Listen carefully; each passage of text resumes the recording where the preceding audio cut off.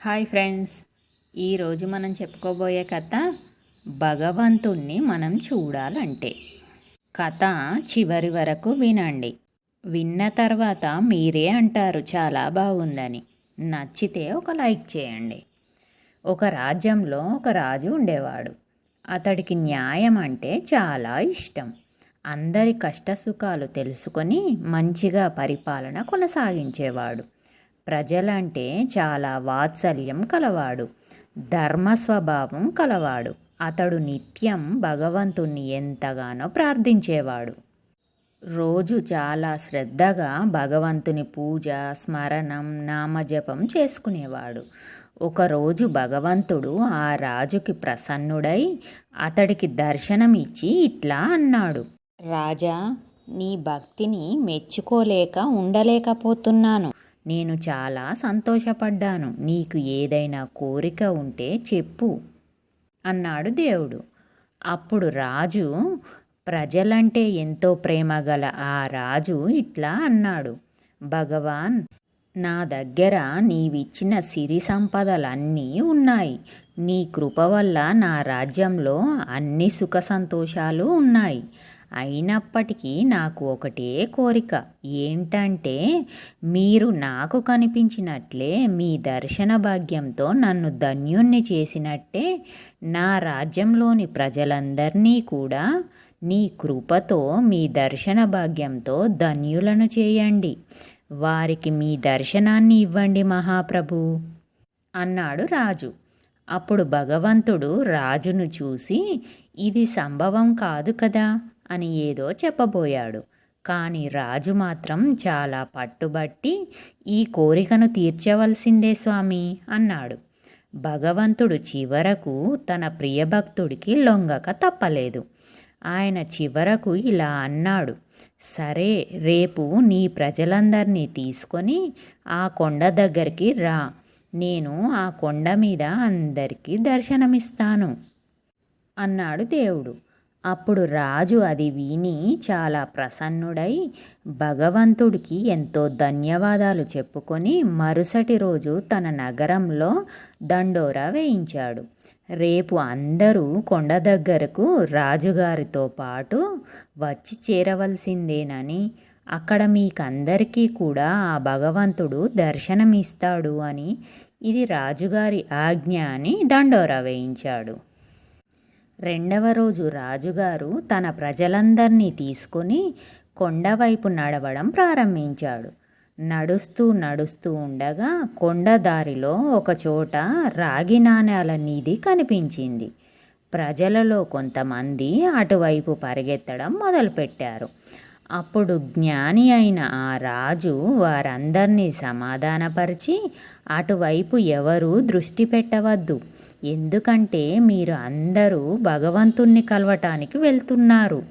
ఈ రాగి నాణాల వెనకాల పడి మీ అదృష్టాన్ని కాలతన్నుకోకండి అన్నాడు. కానీ లోభం, ఆశ వల్ల వశీభూతులైన ప్రజలు కొంతమంది రాగి నాణాల దగ్గరే ఆగిపోయి ఆ నాణేలను మూట కట్టుకొని తిరిగి తమ ఇంటి వైపు వెళ్ళిపోయారు. వాళ్ళు మనసులో ఇలా అనుకున్నారు: మొదట ఈ రాగి నాణేలను ఇంటికి చేర్చుకుందాం, భగవంతుణ్ణి మనం తర్వాతైనా చూసుకోవచ్చు కదా అని. రాజు మాత్రం ముందుకు సాగాడు. కొంత దూరం పోయాక అందరికీ ఒకచోట వెండి నాణాల కొండ నిధి కనిపించింది. మిగిలిన ప్రజలలో కొందరు అటువైపు పరిగెత్తారు. వెండి నాణాలను మూట కట్టుకొని ఇంటివైపు వెళ్ళిపోయారు. వాళ్లకు ఈ అవకాశం మళ్ళీ మళ్ళీ దొరకదు అని అనిపించింది. వెండి నాణాలు మళ్ళీ దొరుకుతాయో లేదో తెలియదు, భగవంతుడైతే మళ్ళీ అయినా దొరుకుతాడు కదా అనిపించింది. ఈ విధంగా కొంత దూరం వెళ్ళిన తర్వాత అందరికీ విచిత్రంగా బంగారపు నాణేల నిధి కనిపించింది. ప్రజలలో ఇక మిగిలిన వారంతా రాజు బంధువులతో సహా అటువైపే ఆశగా పరిగెత్తడం మొదలుపెట్టారు. వాళ్ళు కూడా ఇతరులలాగే ఈ నాణేలను మూటలు కట్టుకొని సంతోషంగా తిరిగి చూడకుండా వెళ్ళిపోయారు. ఇంకా కేవలం రాజు, రాణి మిగిలారు. రాజుగారు రాణితో ఇలా అన్నాడు, చూడు, ఈ ప్రజలు ఎంత ఆశపోతులో. భగవంతుడి నిజ దర్శనం లభించడం అంటే ఎంత గొప్ప విషయమో వీరికి తెలియటం లేదు. భగవంతుని ఎదుట ఈ మొత్తం ప్రపంచంలోని ధనమంతా కూడా ఒక లెక్క కాదే. నిజమేనని రాణి కూడా రాజుగారి మాటలను సమర్థించింది. వారిద్దరూ ముందుకు సాగారు. కొంత దూరం వెళ్ళాక రాణికి, రాజుకు 7 రంగులలో దగదగా మెరుస్తూ వజ్రాల నిధి కనిపించింది. ఇక రాణిగారు కూడా వాటిని చూసిన తర్వాత ఆగలేకపోయింది.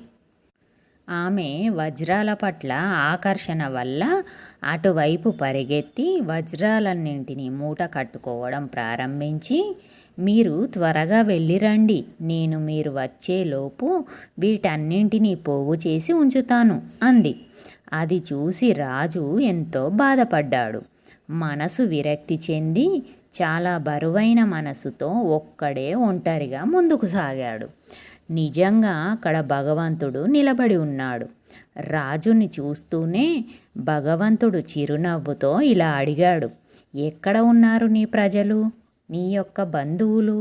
నేను ఎప్పటి నుంచో ఇక్కడే నిలబడి మీ అందరి కోసం ఎంతో ఆతృతతో ఎదురు చూస్తూ ఉన్నాను. రాజుగారు చాలా సిగ్గుతో భగవంతుని ముందు తలదించుకున్నాడు. ఇది చూసి అప్పుడు భగవంతుడు రాజుకు ఈ విధంగా వివరించాడు, ఓ రాజా, ఎవరైనా సరే తమ జీవితంలో భౌతిక సంసారిక లాభాలను నాకంటే ఎక్కువ అని వారు భావిస్తారో వారికి ఎప్పటికీ నేను కనిపించను. వారు నా స్నేహాన్ని కానీ కృపను కానీ ఎన్నటికీ పొందలేరు. ఎవరైనా సరే తమ మనస్సు, బుద్ధి, అంతరాత్మతో భగవంతుణ్ణి శరణు వేడుతారో, ఎవరు తమ లౌకిక మోహాలన్నింటినీ విడిచి ఇష్టంతో భక్తితో భగవంతుణ్ణి కొలుస్తారో వారు అన్ని కర్మల నుండి విముక్తులై మోక్షాన్ని పొందుతారు. మన తిరుమల శ్రీనివాసుని కలియుగ ప్రత్యక్ష దైవం అని పెద్దలు ఊరికే అనలేదు. స్వామివారి మహిమలు వర్ణనాతీతం. ఎవరి కోరిక ఏదైనా సరే ఆయన పాదాల చెంత పెట్టండి చాలు, ఇక ఆయనే అన్నీ చూసుకుంటాడు. మీ వరకు రావాలంటే భక్తితో స్వామిని ప్రసన్నం చేసుకోండి చాలు అన్నాడు దేవుడు. ఇది ఫ్రెండ్స్ ఈరోజు కథ. కథ నచ్చితే లైక్ చేయండి, కామెంట్ చేయండి, సబ్స్క్రైబ్ చేసుకోండి.